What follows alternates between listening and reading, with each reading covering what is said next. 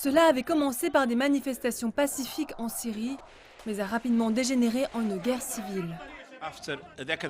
Après une décennie de conflits au milieu d'une pandémie mondiale et face à un flux constant de nouvelles crises, la Syrie ne fait plus la une des journaux et pourtant la situation demeure un vrai cauchemar. Le conflit en Syrie a fait plus d'un demi-million de morts, forcé près de 12 millions de Syriens à fuir pour leur survie et provoqué l'une des pires tragédies humanitaires depuis la Seconde Guerre mondiale et la plus grande crise de réfugiés de notre temps. On n'en voit pas la fin.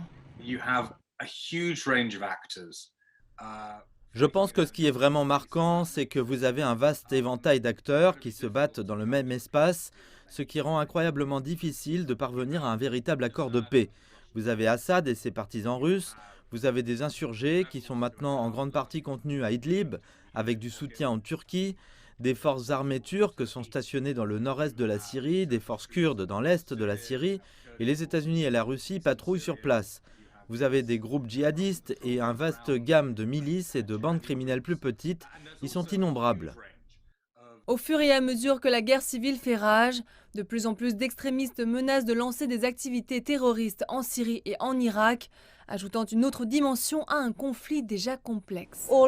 Tout cela a mis le gouvernement syrien et les organisations d'opposition, les acteurs régionaux et les puissances mondiales, ainsi que les terroristes et les civils sur la voie du conflit et a opposé les deux parties sur les champs de bataille du Moyen-Orient.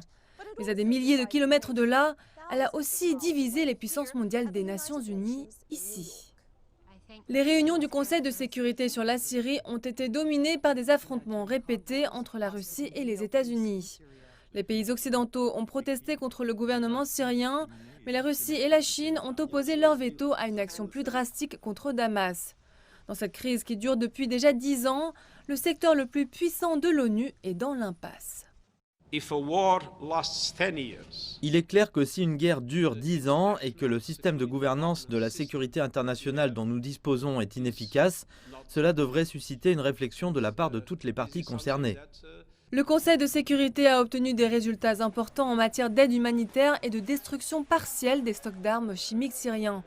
Mais alors que le conflit entre dans sa 11e année et qu'il n'y a pas de fin visible, le peuple syrien continue de payer le prix le plus élevé.